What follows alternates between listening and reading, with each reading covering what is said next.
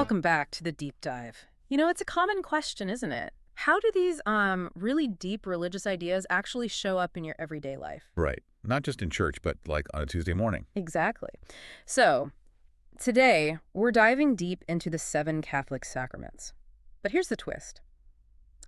We're setting aside the deep theology for a moment. hmm Our focus is purely on the practical side.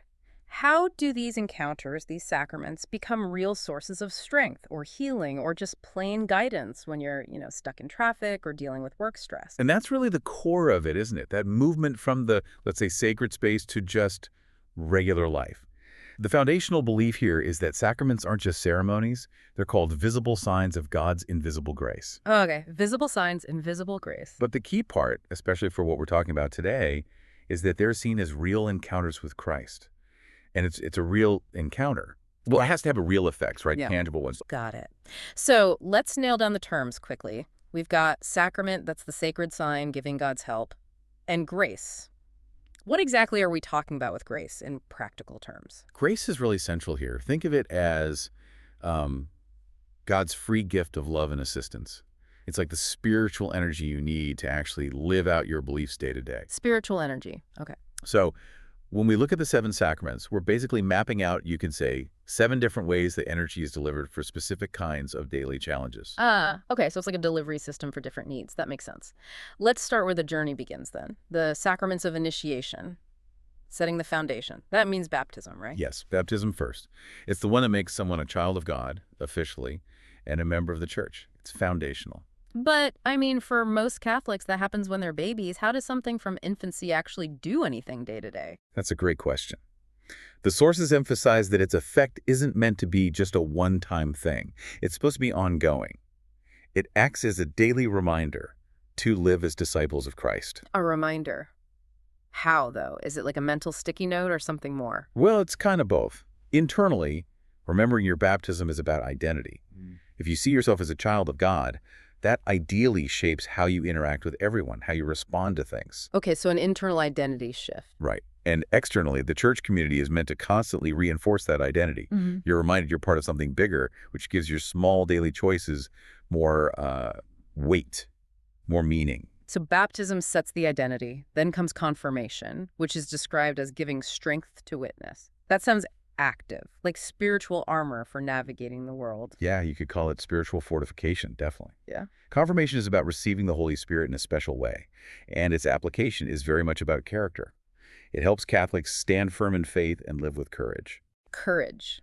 That's a big word. Are we talking about, like, heroic acts or something else? It can be heroic acts, sure, Mhm. but I think the sources suggest it's often quieter.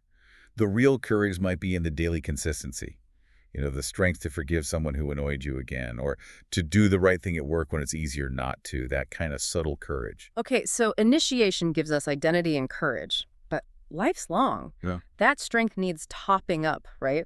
Which brings us to nourishment and the Eucharist. This is the big one for many Catholics, receiving the body and blood of Christ. Absolutely central. You could call the Eucharist the ultimate daily fuel.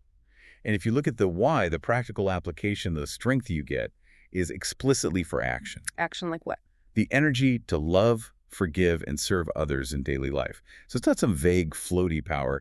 It's the spiritual muscle, if you will, needed for the tough virtues. Patience with your family, selflessness at work. It's what helps you aim higher than just, basic human decency, trying for that difficult kind of love. Proactive fuel. I like that. But, well, we mess up. We all do. So if the Eucharist is the fuel, reconciliation confession sounds like the repair shop. The sources frame it as forgiveness of sins and, importantly, getting peace of heart. Yeah. Exactly. The spiritual reset button. And this brings up something you touched on earlier. How does a ritual actually make someone more honest, say, after they leave the confessional? Is it just the act itself, or is it what you do afterward? Right. The sources really emphasize that this sacrament promotes humility, honesty, and starting again with God's grace. That starting again piece feels incredibly powerful, just psychologically, a built-in mechanism to reset after you fail. It really is. It's structured self-reflection. You have to actually name your failures, which forces a certain honesty. The grace provides the humility to own it, but the Mm. practical bit is walking away feeling forgiven, which ideally gives you the peace and, frankly, the courage to actually try to change the behavior. It stops past mistakes from completely derailing you. So reconciliation is like the essential maintenance for keeping the whole spiritual engine running. Okay, if that's maintenance, let's talk about the big life structures, vocations, those specific callings, starting with marriage. Right. Marriage is presented not just as a relationship, but as a specific vocation, a calling to live and love in a particular sacrificial way. The sacrament unites the couple to try and reflect God's faithful love. Which has huge practical implications for family stability, I imagine. Immense. When people usually talk about marriage, it's often about romance, emotional fulfillment, which is important, of course. Sure. But the sources here focus on active virtues needed for the long haul. The practical outcome is strengthening family life by teaching and hopefully enabling daily virtues like forgiveness, patience, and sacrifice. Why those three specifically? Forgiveness, patience, sacrifice. Because, arguably, those are the absolute essentials for any long-term relationship under the pressures of real life.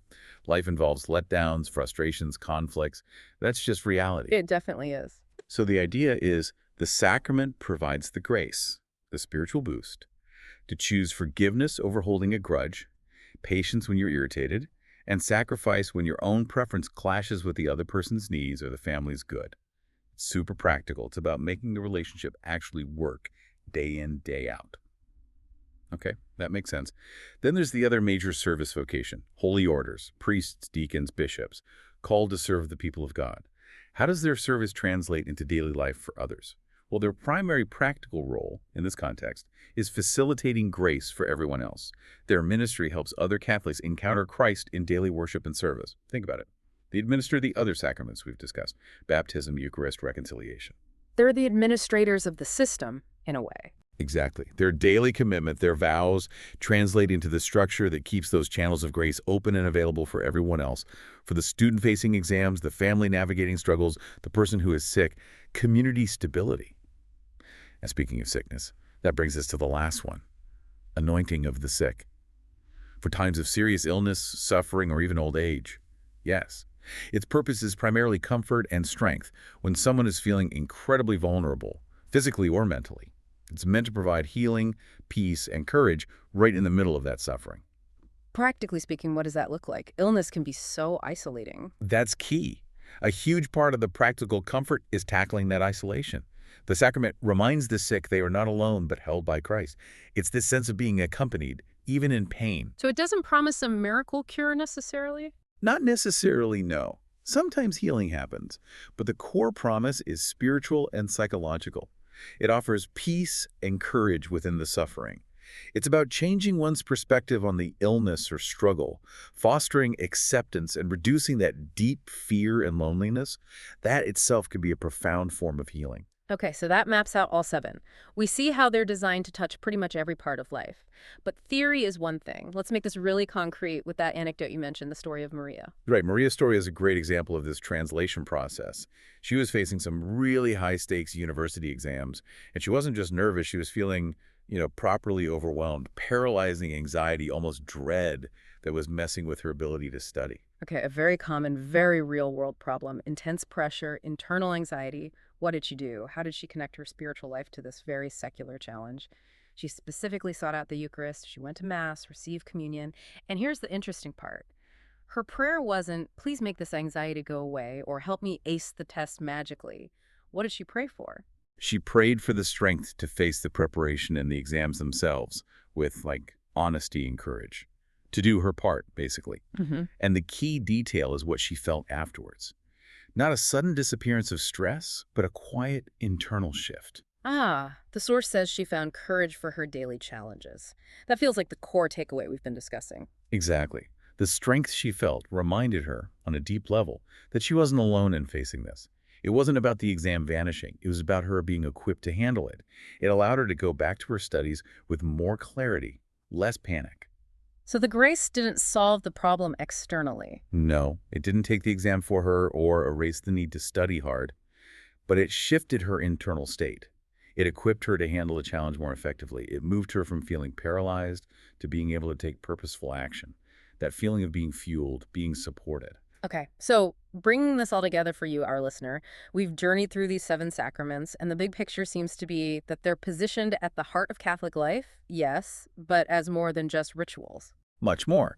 They're presented as ongoing, concrete sources of strength, healing, and guidance in daily living.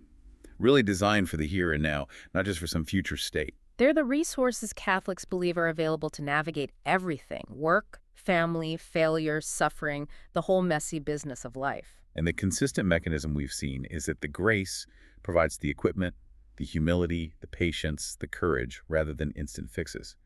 It's about accessing what you need to follow through on the demands of your life, day by day. Which leads us perfectly into our final thought for you today. A question to mull over, connecting all this back to your own life, your own applications. We've explored how these visible signs are meant to offer invisible help for daily life in good times and bad.